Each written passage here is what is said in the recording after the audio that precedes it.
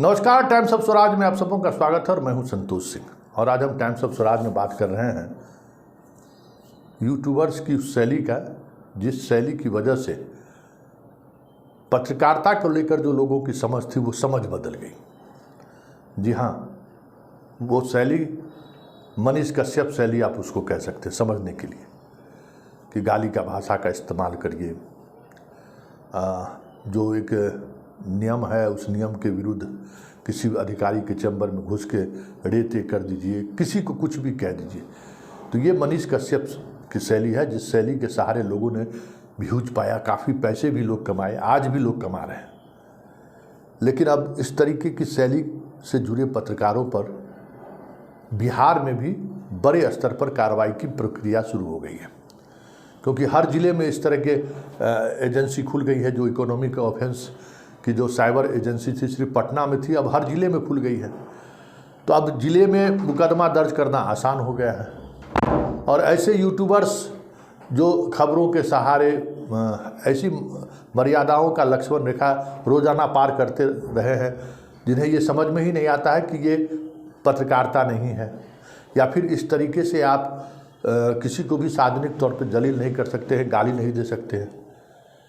तो ये जो चीज़ें शुरू हुई है उसमें लगभग बिहार के 800 यूट्यूबर्स को आर्थिक अपराध इकाई ने चिन्हित किया है। लगभग 15 यूट्यूबर्स तो पटना में ही हैं, जिस पर एफआईआर दर्ज करने की प्रक्रिया शुरू हो गई है।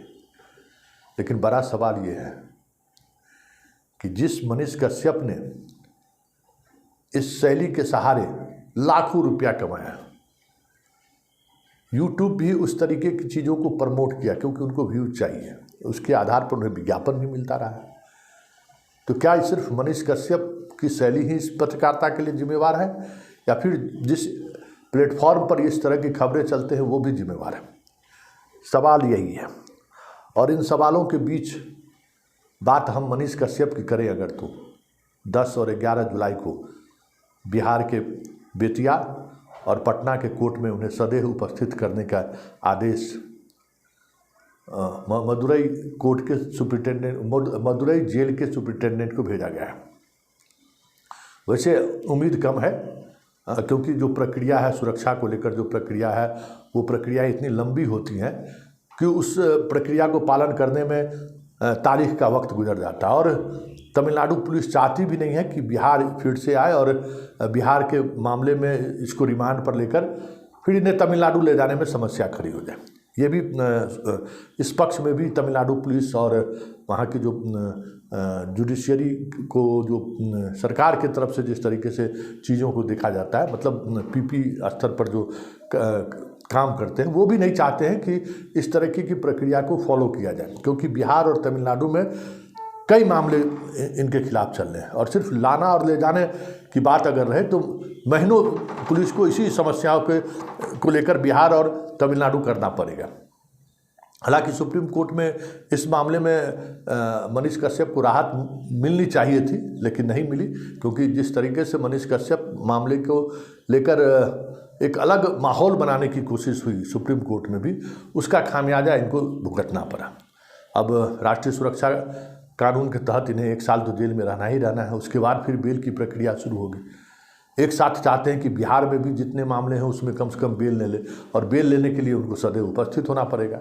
और सदैव उपस्थिति को लेकर जो मदुरई सेंट्रल जेल का कहना है कि वीडियो कॉन्फ्रेंसिंग के माध्यम से आप सुनवाई कीजिए, उसके लिए जुडिशियरी के में जो जज साहब हैं वो तैयार नहीं है। ये खींचतान चलता रहेगा।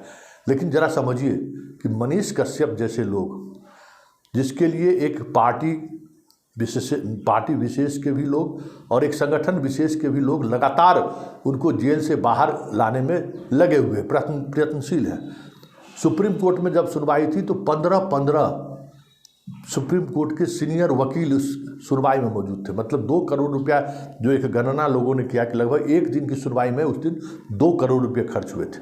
कहाँ से वो पैसे आए, कैसे आए, ये तो बात की बात है। जो संगठन के लिए वो काम कर रहे हैं, जिस पार्टी के लिए वो काम कर रहे हैं, वो पार्टी और संगठन उनके साथ खड़ा है। लेकिन उस शैली का अनुसरण करने वाले जो लोग हैं, उनके साथ कौन खड़ा है?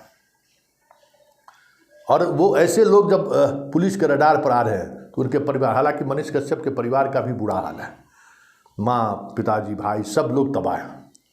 और स्वाभाविक तौर पर जिस कानूनी पेचीदगी में वो फंसा है, परिवार तो पूरा बर्बाद हो ही गया। केस लड़ते लड़ते जितने पैसे रहे होंगे वो सारे पैसे तो खत्म हो ही जाएंगे, और जिस संगठन और पार्टी के लिए वो काम कर रहा है वो भी ज़्यादा दिनों तक ऐसे लोगों को ढोता नहीं है। बस मतलब निकल गया, बात खत्म है, चैप्टर क्लोज हो गया।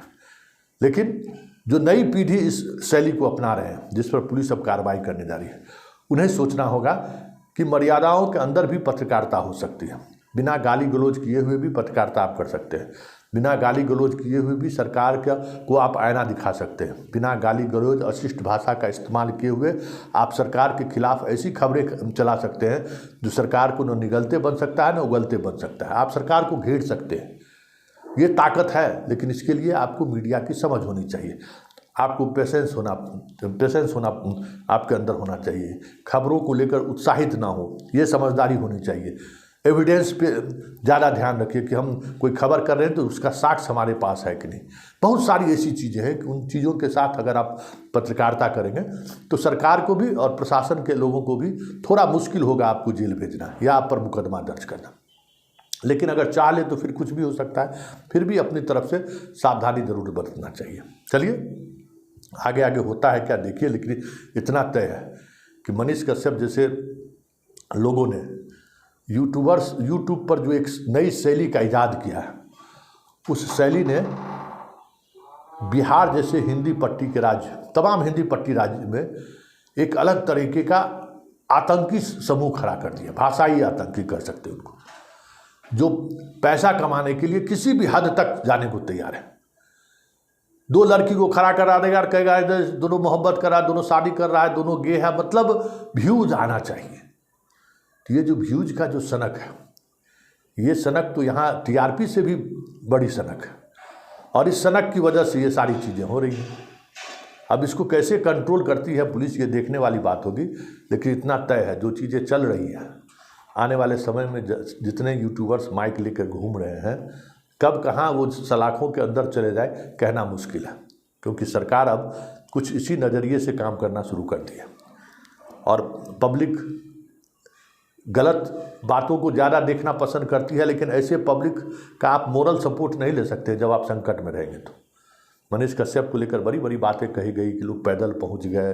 अभी भी पोस्टर, अभी बेतिया में आ रहा है तो देखिए बेतिया में पोस्टर लगा दिया गया। लेकिन इन सब चीज़ों के बावजूद भी मनीष कश्यप ने जिस तरीके की जर्नलिज्म आप नहीं कहेंगे, जिस तरीके से यूट्यूब पर बातों को रखने की शैली का इजाद किया, वो शैली गैरकानूनी था ही, गैरकानूनी है भी, और गैरकानूनी रहेगा ही। सरकार और सत्ता का जब तक संरक्षण था चीज़ें चलती रही। जैसे ही वो संरक्षण हटा, तमाम ऐसे लोग सलाखों के अंदर हैं या फिर भाग रहे हैं। इसलिए पॉलिटिकल पार्टी या किसी संगठन के टूल बनने से पहले इन चीज़ों को समझिए कि ये राजनीतिक लोग जो हैं किसी का नहीं है, बस हमारा आपका इस्तेमाल करना जानते हैं। जैसे ही हमारा आपका इस्तेमाल हो गया, फिर नाली के कीड़े की तरफ फेंक देते हैं ये लोग।